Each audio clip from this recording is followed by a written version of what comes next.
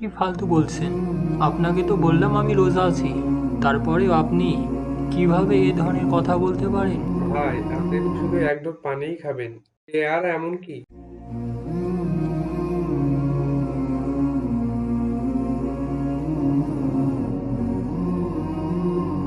এই যে ভাইয়া শুনছেন? জি, বলুন।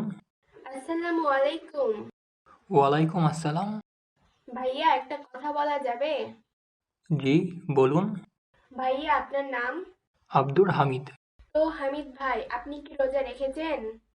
জি, আলহামদুলিল্লাহ। আমি রোজা রেখেছি। আপনাকে একটা চ্যালেঞ্জ দেওয়া হবে। যদি আপনি পূরণ করতে পারেন তাহলে আপনাকে এই আইফোন 16 প্রো ম্যাক্সটি দেওয়া হবে। আপনি কি চ্যালেঞ্জটি নিতে ইচ্ছুক? জি, আচ্ছা বলেন। কি চ্যালেঞ্জ? আমার হাতে যে পানির বোতলটি দেখছেন, সেটি থেকে আপনাকে এক চুমুক পানি খেতে হবে। ব্যাস এটুকুই। কি ফালতু বলছেন? আপনাকে তো বললাম আমি রোজা আছি। তারপরেও আপনি কিভাবে এ ধরনের কথা বলতে পারেন? ভাই, আপনি তো শুধু এক ঢোক পানিই খাবেন। এ আর এমন কি? এই আর এমন কি মানে? এক ঢোক পানি খেলে তো আমার রোজা ভেঙে যাবে। ভাইয়া এক ঢোক পানি খাবেন তাহলে তো আপনি এই আইফোনটি পেয়ে যাবেন। পরে না হয় আপনি রোজাটা কাজা করে নিবেন। এমন সুযোগ বারবার আসে না। আরে রাখেন তো আপনার আইফোন। ইচ্ছে করে রোজা ভাঙলে তার কাফফারা দিতে হবে। তাছাড়া রোজা ভাঙার আগে যদি আমার মৃত্যু হয়, তাহলে কি আমার পাপের শাস্তি আপনি বহন করবেন? ভাইয়া এমন সুযোগ হাতছাড়া করবেন না। আপনি একজন মুসলিম হয়ে কিভাবে এরকম কথা বলতে পারেন?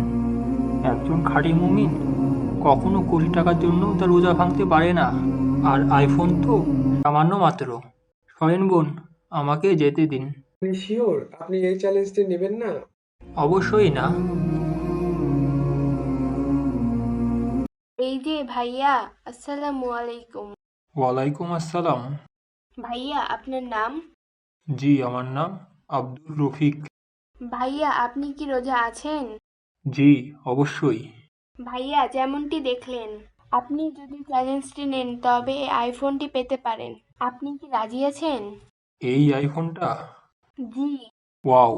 আমাকে কি করতে হবে? আপনি জাস্ট এক ঢোক পানি খাবেন এই বোতল থেকে। এক ঢোক পানি খেলেই এই আইফোনটি আমার? জি। এটা কি অরিজিনাল? জি ভাইয়া, একদম অরিজিনাল। এবং আগামী 5 মিনিটে এটি আপনার হয়ে যেতে পারে। আপনি শিওর এই আইফোনটি দিবেন? এটা আবার কোনো প্র্যাঙ্ক না তো? না, না, এটা কোনো প্র্যাঙ্ক না। আপনি পানি খেলেই এখানে সবার সামনে এই আইফোনটি আপনাকে দিয়ে দেওয়া হবে। ওকে, আমি রাজি। এই যে নিন পানির বোতলটা। আপনার কি মাথা খারাপ নাকি? সামান্য একটা আইফোনের জন্য আপনার রোজা ভেঙে ফেলবেন? আইফোন সামান্য? সামান্য নয় তো কি? তাহলে একটা কিনে দেন তো। আপনাকে কেন কিনে দিতে যাব? তাহলে আমাকে বাধা দিচ্ছেন কেন? একজন মুমিন হিসেবে আপনাকে অন্যায় থেকে বিরত রাখা আমার কর্তব্য। আমি তো আমার রোজা ভাঙবো, তাতে আপনার সমস্যা কি? নাকি আমি আইফোনটি পেয়ে যাব এজন্য হিংসা হচ্ছে? সরেন তো, আমাকে আমার কাজ করতে দেন। এটা কি করলেন আপনি? আপনার কি মাথা খারাপ? একজন প্রকৃত মুমিন হিসেবে আমার যা কর্তব্য আমি তাই করেছি। আপনি বলতে চান আপনি প্রকৃত মুমিন? অবশ্যই। আর আপনারও উচিত রোজার সম্মান রক্ষা করা। ভাইয়া দাঁড়ান দাঁড়ান। আবার কি বলবেন? আমরা একটি টিকটক ভিডিও করছিলাম, যেখানে আমরা প্রকৃত মুমিন খুঁজছিলাম। এতক্ষণ যা দেখলেন সবই সাজানো।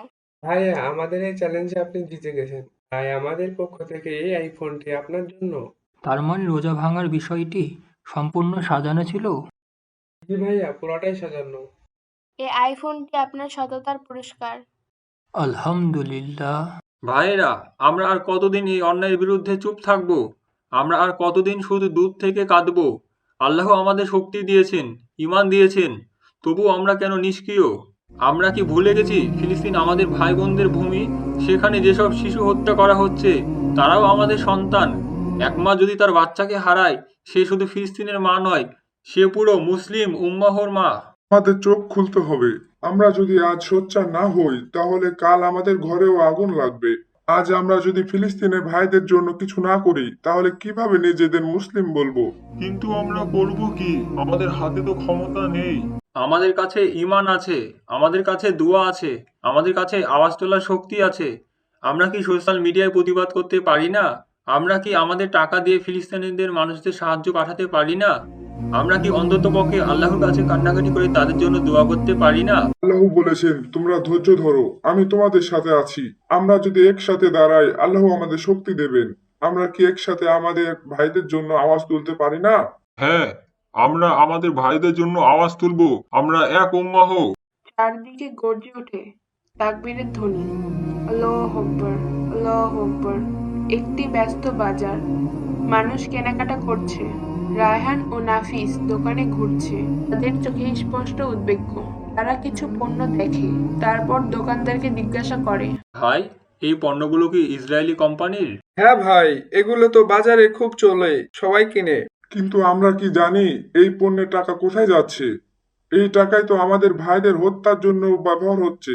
আমরা কি নিজের হাতে নিজেদের ভাইদের রক্ত ঝরাতে সাহায্য করব?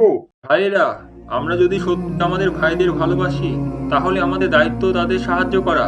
যারা ইসরায়েলি পণ্য বিক্রি করে, তারা আমাদের আপন কেউ হতে পারে না। আসুন আমরা এসব পণ্য বয়কট করি এবং মুসলিম কোম্পানিগুলোর পণ্য কিনি। আমরা ইসরায়েলি পণ্য বয়কট করব। আমরা মুসলিম উম্মাহের পাশে দাঁড়াবো। আমরা আমাদের অর্থ দিয়ে শত্রুকে নয়, আমাদের ভাইদের সাহায্য করব। মানুষ ইসরায়েলি পণ্য সরিয়ে রেখে বিকল্প পণ্য কিনতে শুরু করে। বাজারে নতুন পরিবর্তনের হাওয়া বইতে শুরু করে। প্রিয় দর্শক, আমরা এক উম্মাহ, এক দেহের মতো। যদি শরীরের এক অংশ আঘাত পায়, পুরো শরীরই ব্যথা অনুভব করে। ফিলিস্তিনি শুধু একটি ভূখণ্ডের নাম নয়, আজ সেখানে শিশুদের রক্ত ঝরছে, মায়েরা সন্তান হারিয়ে বিলাপ করছে, মসজিদগুলো ধ্বংস হয়ে যাচ্ছে। এত কিছুর পরেও কি আমরা নীরব থাকবো? আল্লাহ বলেছেন, যারা আল্লাহর রাস্তায় শহীদ হয় তাদের মৃত বলে না, বরং তারা জীবিত, তবে তা তোমরা অনুভব করো না। আসুন আমরা আমাদের ভাই বোনদের জন্য দোয়া করি। আসুন আমরা আমাদের কণ্ঠকে ন্যায়ের পক্ষে উঁচু করি, তাদের জন্য যা পারি তাই করি। ফিলিস্তিনিদের শিশুরা আমাদের সন্তান, তাদের মায়েরা আমাদের মা, তাদের কান্না আমাদের হৃদয়ের আহ্বান।